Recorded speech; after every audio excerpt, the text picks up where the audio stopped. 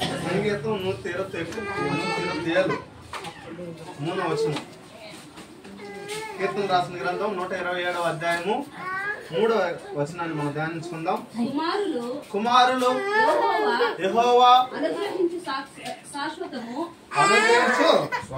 స్వాస్థ్యము గర్భఫలము ఆయన ఇచ్చు బహుమానమే.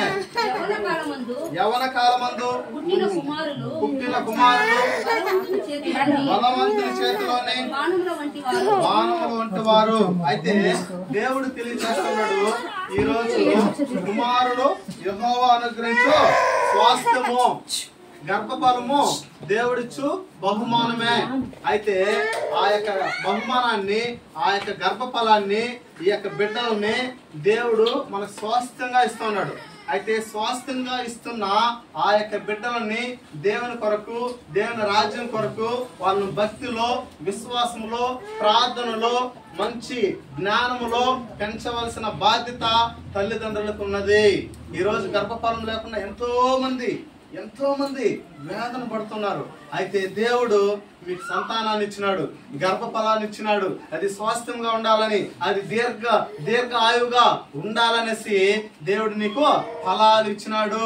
అయితే ఈ యొక్క ఫలాలను ఏం చేయాలంట? మళ్ళా దేవునికి ఆయనకి మంచి మార్గంలో మనం వాళ్ళని నడిపించేవారిగా ఉండాలనేసి దేవుడు ఈరోజు నీతో నాతో ఆయన మాట్లాడుతూ ఉన్నాడు. చూద్దాం. సామెతలు రాసిన గ్రంథము 9వ అధ్యాయం 11వ వచనం. 9 ఏనా సంవత్సరంగా సామెతలు 9:11.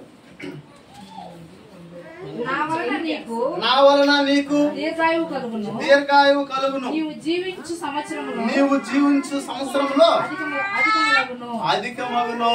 కాబట్టి దేవుని వలన ఏమంట? మనకు దీర్ఘాయువు కలుగుతుంది. ఎప్పుడో మనము దేవుని సన్నిధిలో భయభక్తులుగా వాళ్ళని పెంచినప్పుడు, ప్రార్థనలో పెంచినప్పుడు, భక్తిలో పెంచినప్పుడు, వాళ్ళ జ్ఞానంతో పెంచినప్పుడు మన యొక్క ఆయుస్సు, బలము, ఆరోగ్యము అన్ని కూడా ఏమవుతుందంట? కనిష్టంగానే పెరుగుతూనే ఉంటుంది. అయితే ఈ రోజు ఈ యొక్క చిన్న పాప మూలంగా ఈ రోజు యొక్క వాక్యాన్ని వింటున్న నీకును, నాకును, యొక్క కుటుంబానికి మనకు ఆశీర్వాదములో, మనకు దీవెనలో. ఎందుకంటే ఈ రోజు అనేక మంది భక్తులు చేసుకోవచ్చు. అయితే దేవుని సన్నిధిలో, దేవుని వాక్యంతో, దేవుని ప్రణాళికతో చేసేదే కావాల్సింది. కాబట్టి ఈ రోజు ఆ అమ్మాయికి దీర్ఘాయువును దేవుడు ఏం చేస్తాడంట? ఆయన రాకడ వరకు ఎప్పుడు కాపుదల, భద్రత, క్షేమం ఎప్పుడు బిడ్డల మీద ఉంచుతాడనేసి దేవాదేవుడు తెలియజేస్తున్నాడు. అయితే వాళ్ళు మనం ఎలా పెంచాలంట? సామెతలు రాసిన గ్రంథము 22వ అధ్యాయము 6వ వచనాన్ని మనం ధ్యానించినప్పుడు, సామెతలు రాసిన గ్రంథము, బాలుడు నడవవలసిన త్రోవను వానికి నేర్పుము. వారు పెద్దవారైనప్పుడు దాని నుండి తొలగిపోడు. అయితే చిన్నతనంలో వారికి నేర్పవలసింది ఎవరు? తల్లిదండ్రులు ఎప్పుడైతే వారిని ఆ యొక్క ఆలయానికి తీసుకొని రావడం, వాళ్ళ ప్రార్థనలో కూర్చొని పెట్టడం, వాళ్ళకి వాక్యం నేర్పించడం, వాళ్ళకి జ్ఞానంతో కూడిన తల్లిదండ్రులను ఏం చేయాలంటే వాళ్ళని బాగా ధ్యానించాలి. వాళ్ళ వాక్యంలో ధ్యానించే విధంగా, పాటల్లో దేవునిలో స్వరం ఎత్తి దేవునికి వరకు వాళ్ళు పాట పడేవారుగా వాళ్ళని ఎలాంటి డిస్టర్బ్ లేకుండా దేవునిలో వదిలిపెట్టాలి. ఆ బాధ్యత ఎవరిదంటే తల్లిదండ్రులది. అయితే తల్లిదండ్రులను ఏం చేయాలంట? ఆ యొక్క మార్గాన్ని చూపించాలి. అందుకే దేవుడు తెలియజేస్తున్నాడు, నేనే సత్యము, జీవము, మార్గము. అయితే తల్లిదండ్రులుగా మన బాధ్యత ఏం చేయాలా? ఆ సత్యాన్ని, ఆ మార్గాన్ని, ఆ జీవమును మనము వాళ్ళకి ఇచ్చినామంటే వాళ్ళు గట్టిగా పట్టుకుంటారు. వాళ్ళు గట్టిగా దేవుని పట్టుకుంటారు. దేవుని కానీ పట్టుకున్నారంటే వారి జీవితాంతము మళ్ళీ ఏదైనా సరే వాళ్ళు సాధించుకుంటా ముందు పోతానే ఉంటారు. ఎందుకంటే తల్లిదండ్రుల యొక్క ప్రోత్సాహం, తల్లిదండ్రుల యొక్క ప్రార్థన, మనం ఎదిగా కొద్దికి వాళ్ళు దేవుని పట్టుకున్న ఆ దేవుని మార్గం వాళ్ళు ఏం చేసిందంటే మంచి యొక్క మార్గంలోకి తీసుకొని పోతారు. అయితే బాలుడు నడవలసిన త్రోవను నేర్పాలి. అయితే ఇప్పుడు మన తల్లిదండ్రులుగా ఉండి మన బిడ్డలకి మంచి మార్గాన్ని కానీ మనం కానీ చూపించలేదంటే అది ఆ యొక్క బిడ్డ ప్రయోజకులు అయిన తర్వాత వాళ్ళు ఏమైపోతారు? వాళ్ళ దేవుని భక్తి ఉంటుందా? భయం ఉంటుందా? ప్రార్థన ఉంటుందా? విశ్వాసం ఉంటుందా? అప్పుడు ఏమైపోతారు? వాళ్ళ యొక్క జీవితము చెడిపోతుంది. అందుకే దేవుని యొక్క సన్నిధిలో వాళ్ళని జ్ఞానంతో పెంచమని దేవాదేవుడు ఈ రోజు నీతో నాతో ఆయన మాట్లాడుతూ ఉన్నాడు. చూడండి ఎలా పెంచాలంట. సామెతలు రాసిన గ్రంథము 9వ అధ్యాయం 10వ వచనం. యెహోవా యందు భయభక్తులు కలిగి ఉండుటయే జ్ఞానమునకు మూలము. కాబట్టి ఈ రోజుల్లో దేవుని సన్నిధిలో భయభక్తులుగా పెంచాలి, విశ్వాసంతో పెంచాలి, దేవుని మీద నమ్మకంతో పెంచాలి. అయితే ఎప్పుడైతే దేవుని భయం మనలోకి వస్తుందో వారు ఆశీర్వదించబడతారు. ఎప్పుడైతే భయం వస్తుందో పాపం చేయరు. ఎందుకంటే దేవాదేవుడు ఆయన చూస్తున్న దేవుడు. కాబట్టి నువ్వు పడుకునుట, నువ్వు లేచుట, నువ్వు ఏది చేసినా సరే దేవుడు చూస్తూ ఉన్నాడు. కాబట్టి మనకు భయము యెహోవా యందు భయం కావాలి. ఈ లోకంలో ఉన్న భయాలను ఆ పిల్లలకు నేర్పిస్తుంటారు. అది కాదు, దేవుని యొక్క భయమును యెహోవా యందు భయభక్తులు, ఆ భయమును పిల్లలకు కానీ నేర్పించినామంటే వారు దేవుని సన్నిధిలో బాగా వాళ్ళని పట్టుకుంటారు. చిన్నతనం నుంచి పట్టుకున్నప్పుడు వాళ్ళు ఏం చేస్తారంటే వాళ్ళు జ్ఞానవంతులుగా ఎదుగుతారు, లేదంటే జ్ఞానవంతులుగా ఉండరు. చూద్దాం, నేను ముగిస్తాను 2 నిమిషాల్లో. సామెతలు రాసిన గ్రంథము 9వ అధ్యాయం 7-8 వచనాలు మనం ధ్యానించుకుందాం. అపహాసకులకు బుద్ధి చెప్పువాడు తనకే నింద తెచ్చుకొనును. భక్తిహీనులను గద్దించువానికి అవమానమే కలుగును. అపహాసకుని గద్దింపకము, గద్దించిన ఎడల వాడు నిన్నే ద్వేషించును. ఎప్పుడంట నువ్వు గాని భయభక్తులు కలిగి దేవుని యొక్క మార్గాల్లో వాళ్ళని పెంచకపోతే వారు అపహాసులుగా మారిపోతారు. మాట వినరు. ఒకటే, దేవుని యొక్క మాట వినరు, దేవునికి లోబడరు, తల్లిదండ్రుల మాట అస్సలు వినరు. అప్పుడు ఏమవుతుందంటే అపహాసులుగా మారిపోతారు. వాళ్ళ మాటలకు విలువ ఉండదు. అయితే జ్ఞానవంతులుగా నువ్వు పెంచాలి. మీ బిడ్డలు అపహాసులుగా మారకూడదు. మీ బిడ్డల్ని ఎవరు అవమానించకూడదు. మీ బిడ్డల్ని ఎవరు చూసినా వారు మంచి కుటుంబం, మంచి తల్లిదండ్రులు, మంచి అనేది వాళ్ళ వచ్చి స్వరంలో వచ్చేయాలి. అయితే ఆ బిడ్డలు అపహాసులుగా కాకూడదు, అవమానం పడకూడదు. అయితే అవమానం, అపహాసాలు, నిందలు ఆ బిడ్డలకు రాకూడదంటే వాళ్ళు ఏం చేయాలంట? జ్ఞానవంతులుగా ఉండాలి. అదే వాక్యంలో చూడండి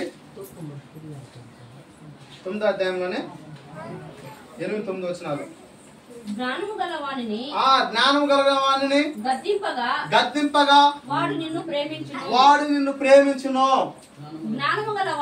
జ్ఞానము గలవానికి ఉపదేశము చేయగా వాడు మరింతగా జ్ఞానాభివృద్ధి పొందును. నీతి గలవానికి బోధ చేయగా వాడు జ్ఞానాభివృద్ధి నొందును. చూడండి, ఇక్కడ 2 వచనాలు ఉంది. నేను 2 నిమిషాలు ముగిస్తా. 2 వచనాలు ఉంది. ఒకటి వచ్చి అపహాసకులు, ఇంకొకటి జ్ఞానవంతులు. అయితే మనం వచ్చి అపహాసుల యొక్క ఆ యొక్క రూట్ లో ఉన్నామా, లేకపోతే జ్ఞానవంతుల యొక్క లక్షణాల్లో ఆ రూట్ లో ఉన్నామా? అయితే 2 మార్గాలు. ఒకటి లోకమా, ఒకటే పరలోకమా, దేవుని యొక్క రాజ్యమా. ఈ 2 ఆప్షన్ మనకే ఇచ్చేసినాడు. స్వేచ్ఛ మనకే ఇచ్చేసినాడు. అయితే స్వేచ్ఛను నువ్వు కానీ కోరుకున్నావంటే బాలుడు ఎదిగిన తర్వాత ఏమైపోతాడో ఇష్టానుసారంగా చెడిపోతారు. అయితే వారికి మంచి బుద్ధి, జ్ఞానము, ఈ యొక్క బుద్ధిని నేర్పించాలి. నువ్వు ఎప్పుడైతే జ్ఞానవంతులుగా నేర్పించినప్పుడు జ్ఞానవంతులు ఏం చేస్తారంటే మనం ఎంత చెప్పినా వాళ్ళు ఏం చేస్తారు? లోపడతారు. తల్లిదండ్రులు కొట్టేసినా ఏం చేస్తారు, మరలా అట్ట ఆడుకుని పోయి మరలా వచ్చి తండ్రినో హత్తుకుంటారు. ఎప్పుడైతే హత్తుకుంటారో వాళ్ళ తల్లిదండ్రులు ఏం చేస్తారో ముద్దు పెట్టుకుంటారు, అబ్బా నా బిడ్డ అనేసి. అది జ్ఞానవంతుని యొక్క లక్షణం. ఒకవేళ తల్లిదండ్రులు కొట్టినారనుకో వాళ్ళు ఏం చేస్తారు తెలుసా, బయటకు వెళ్ళేసి ఆలోచిస్తారు, మా అమ్మ కొట్టింది, మా నాన్న కొట్టినాడు, నాకు ఎంత అవమానం, నేను ట్రైన్ కింద పోయేదా, లేకపోతే ఉరిపోసుకుందామా, లేకపోతే ఎక్కడన్నా దూరంగా పారిపోతామా.